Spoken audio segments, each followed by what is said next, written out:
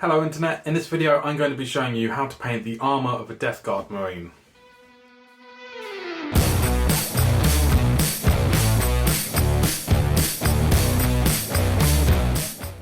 As some of my more regular watchers on the channel may have noticed, I've been away for a little while.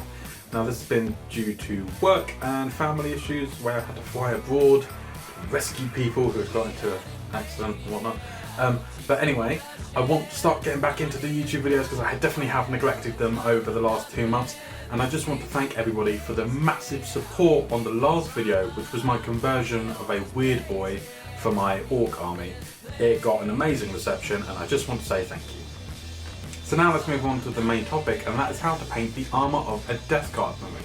So Death Guard are the gross Space Marine faction that turned to chaos. They're gross because they turned to Nurgle in particular, which is all about slime and goo and pus and whatnot and mutations. They're a pretty gross faction. And as such, they have quite a messy green armour. Now to start, I applied a base coat of Rhinox hide all over this model. And you can see that I'm doing this using an airbrush. And let me just point it out straight away, you definitely don't need to. This was just me wanting to use my airbrush because it's new and I wanted to kind of test it a bit. And as you can see, I screwed up straight away. The paint was way too watery and it ended up taking forever to dry and I had to do multiple layers that I wouldn't have if I just did it with a brush. Once I got it to a coverage that I was happy with, I mixed refractive green from Vallejo with this Rhinox hide, about 50-50, and then sprayed the model from above, almost as if you're doing a zenithal highlight, just to give me a better idea of the volumes and such. Now throughout this paint job I only actually used 4 paints, one being that initial Rhinox hide layer, and then moving on to refractive green with a little bit of yellow ochre and a touch of Ushabti bone. Now for me, painting this model was all about layers, and not in my usual layering technique where I aim for quite smooth transitions, but instead quite a messy approach. You're going to be really sketching where you want colours to be, and you often see professionals that are into their proper traditional kind of painting that then go over to miniature painting approach it this way by doing a really sketchy layout to begin with that they later build upon and blend together. I'm not going to do that. Instead, I'm using this sketchy style to create a bit of a chaotic and organic look to the armour. Keep it messy. So my first pass over the whole model is going to be with refractive green, the colour that we mixed with the Rhinox hide. I do this over the whole model using the sketchy process that I just mentioned, and I'm trying to focus on the more risen areas instead of the deepest shadows because I want that Rhinox hide to actually still be visible. Next I start to mix in some of the yellow ochre to the refractive green to start to make the green turn a bit more sickly and yellowish. Now when choosing where to put these marks on your model, because I want it to be sketchy like I just said, you want to be aiming for the outer edges of any large panels and then covering less of that space each time that you're using a new colour. And when making the marks, I was using quite short and rapid, quite quick moving brush strokes. This allowed it to be more messy and less controlled. I was really leaning into this. The only thing that I wanted to make sure of is to not be getting any of these vibrant colours right in the recesses, so that it was still making sense volumetrically. And what I mean by that is that the lighter colours were on the raised areas rather than in where the shadows should be. I did a few different layers using the yellow ochre and refractive green, adding more yellow ochre each time to make the colour lighter each time, and then it got to a point where I decided to set aside the yellow ochre and add Ushabti bone instead, and this was very selectively placed.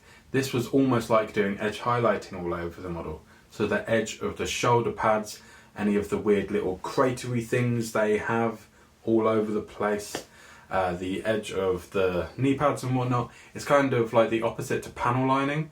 So panel lining is where you add a dark colour to the boundary between each armour panel.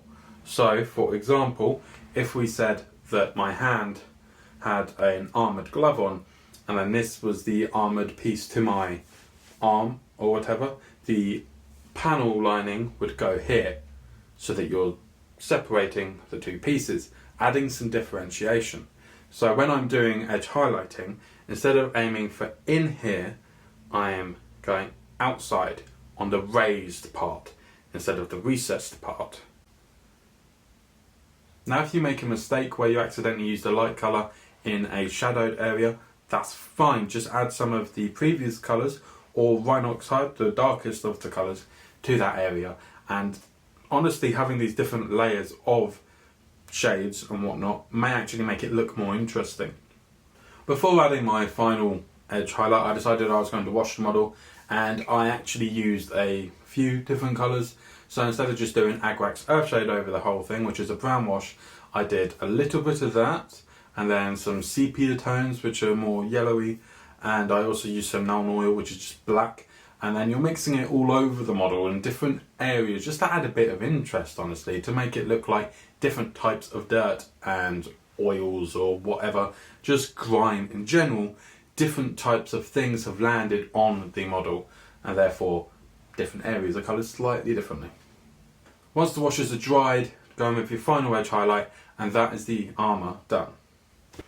Now there were lots of details that I could have gone over with a Death Guard model, because this one, for instance, had a little tentacle poking out of its little armour pad. For that, I just did it pink. For most of this, there are details that they're really quite easy to figure out. Like any bone, you do bone coloured. I did his lenses red, and then there were a lot of metallic areas, and you just do those a normal steel colour, just really dirty them down a bit.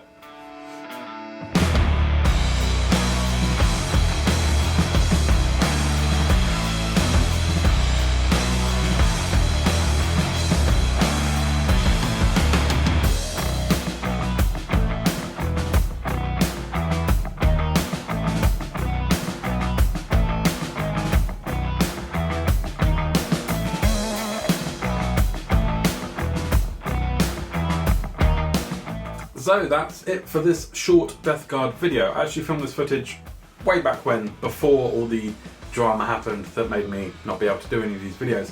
And around that time I posted a poll on YouTube about how I should paint my next model. And that model was this beastie boy here, what I call Tyranid Birthgiver because of the little baby. Yeah, I asked what Hive Fleet you guys wanted to see me paint, and I'm quite excited that you all chose Jorgenmunda, because I haven't actually painted a Tyranid in that colour scheme, and I think it's a very underrated colour scheme as well. The lovely orange and black, or yellow and black. I am going to have to double check because I'm colourblind. But hopefully that video will be coming in the next few weeks, but I'm not going to set it in stone when it's coming, but it is coming. I am going to do that. So thank you for watching this video. Please give it a thumbs up if you liked it. Leave any comments in the comment section down below. Subscribe if you want to see more. And as always, I'll see you later.